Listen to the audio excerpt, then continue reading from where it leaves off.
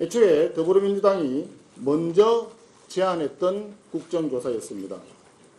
우리 국민의힘에서는 더불어민주당의 제안에 응했고 그동안 협상에 성실히 응했습니다. 국가가 7,800억에 달하는 천문학적인 범죄 수익의 환수를 포기했다는 선언입니다.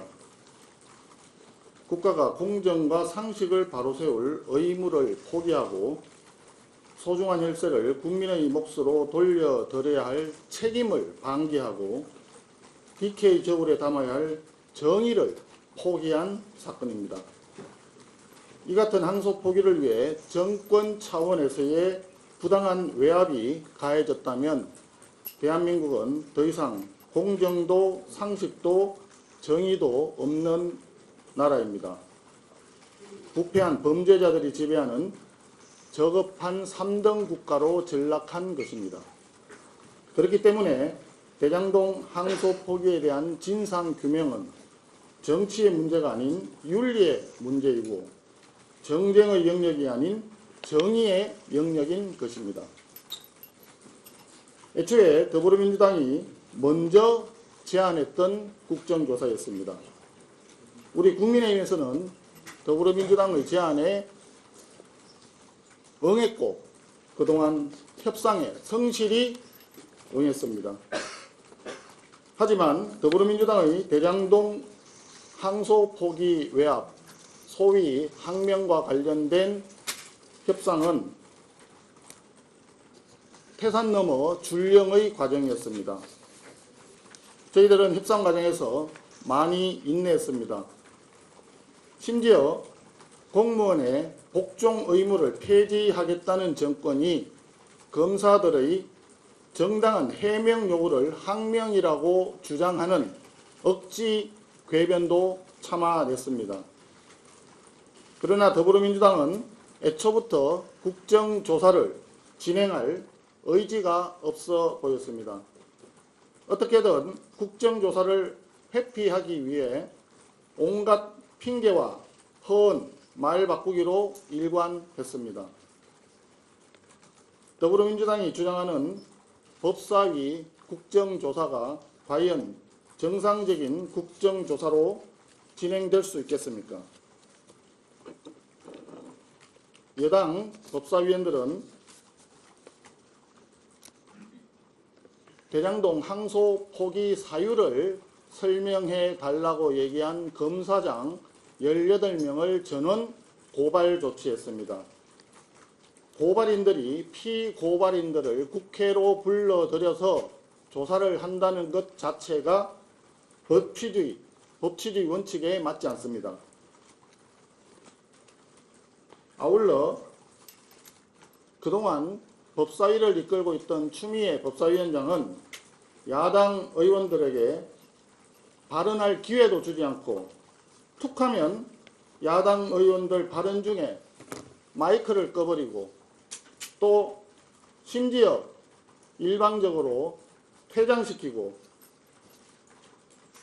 더군다나 야당 간사조차 선임하는 것을 거부하고 있었습니다.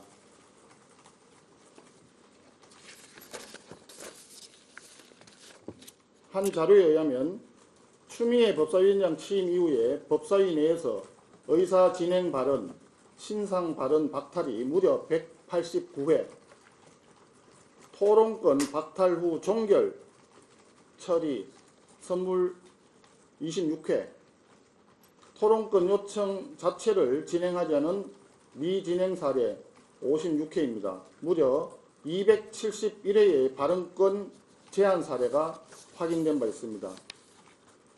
이런 상태에서 법사위에서의 국정조사를 어떻게 정상적으로 진행할 수 있겠습니까? 한마디로 이재명 대통령의 재판을 지우기 위해서 온갖 기만과 거짓말을 동원하는 집권 여당의 행태에 실망을 넘어서 절망을 금할 수가 없습니다.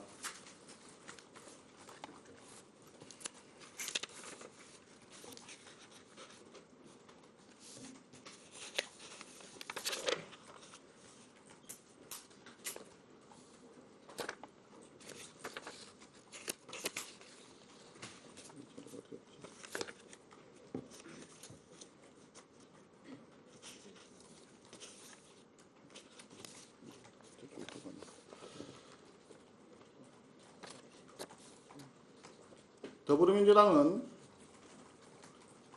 오늘 국회 운영위를 열어서 소수 야당의 유일한 저항수단인 필리버스터마저 제안하는 야당 이틀막법을 처리하겠다고 협박을 하고 있습니다. 한마디로 2012년도에 당시 여야 합의로 국회 선진화법에 도입된 제도를 무력화시키고 선진화법 자체를 원천적으로 부정하는 협박입니다. 우리 국민의힘에서 요구하는 것은 오로지 대장동 사건과 관련한 범죄수익 7,800억을 포기하게 된 항소 포기 외압과 관련된 진상규명입니다. 국민에게 진실을 알려드리고자 하는 것입니다. 첫째도 진실규명, 둘째도 진실규명, 셋째도 진실규명입니다. 대장동 7,800억 범죄자에 대한 상납, 진상규명을 위해서 모든 방법을 동원하겠습니다. 먼저 더불어민주당이 먼저 주장했던 국정조사 진행 방식과 관련해서는 응당 국정조사 특위를 구성하는 것이 마땅합니다.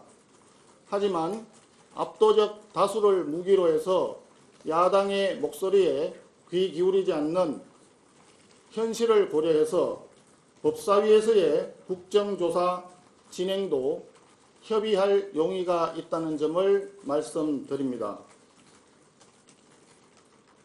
진상규명을 위해서 더불어민주당은 더 이상 다른 말 하지 말고 즉각 국정조사를 진행하도록 해야 합니다. 이를 위해서 먼저 법사위에 야당 간사 선임을 즉각 시행해 주기 바랍니다. 둘째,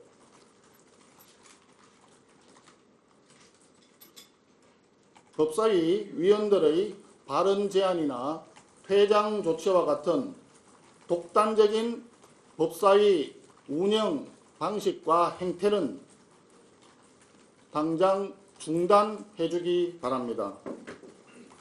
셋째, 국정조사를 위한 증인과 참고인 채택은 여야가 합의해서 진행할 수 있도록 기본적인 원칙에 동의해 주기 바랍니다.